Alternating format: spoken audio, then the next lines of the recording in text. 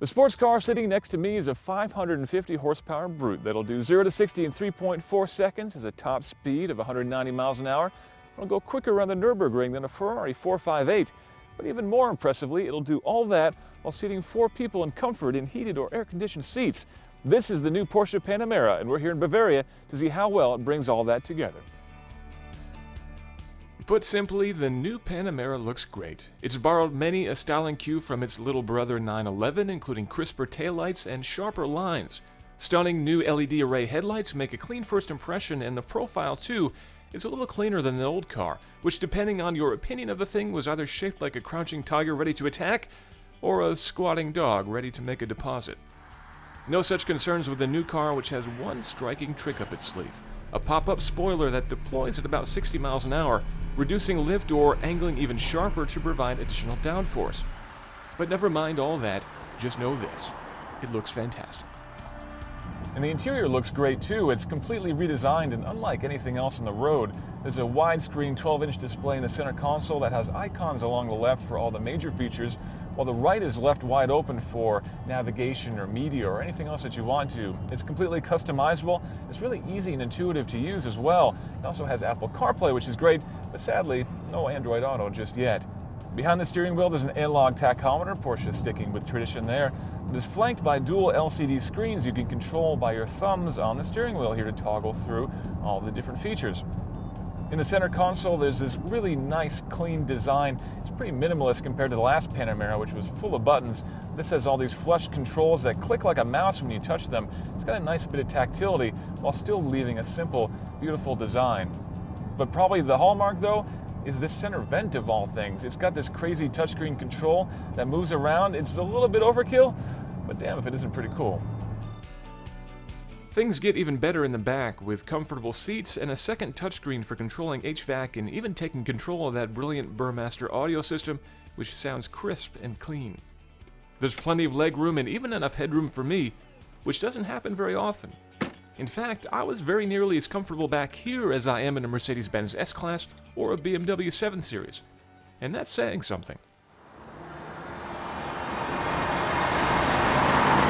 In fact, the Panamera is a proper competitor for those 2 German luxury yachts at this point, thanks to a lot of new safety features they've added.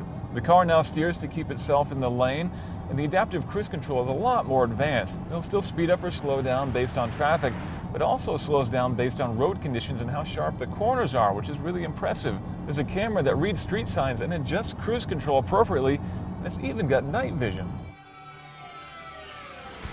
But as amazing as all that tech is, even more attention has been paid to make the car great to drive. There's a new optional air suspension that offers a greater range between Comfort and Sport Plus modes than before. Standard all-wheel drive means there's plenty of grip, even in the changing conditions we face during our testing. Rear steering makes the car feel like it has a much shorter wheelbase, and a new 8-speed transmission not only offers quicker shifts than before, but more comfortable ones too.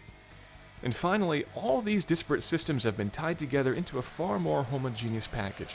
Using something Porsche calls 4D chassis control, the Panamera brings traction control, active suspension, adaptive roll bars, and rear steering together into one system, meaning the entire driving experience is always fully optimized just for you. And when you've dropped off your passengers and it's time to have a little bit more fun, you can reach down to the mode knob right here in the steering wheel and go from Sport and then all the way up to Sport Plus mode. At this point, the car hunkers down by about 20 millimeters for better aerodynamics and better handling. The transmission gets quicker, the throttle responds sharper, suspension stiffer, and overall, the car is transformed. It's still a big brute, and it's definitely not the lightest thing on the road, but it feels remarkably nimble. And with 550 horsepower under your right foot, you're not lacking for acceleration either. And if none of those modes suit you, or if you just like being particular, there's a final choice for individual mode where you can choose all your own settings.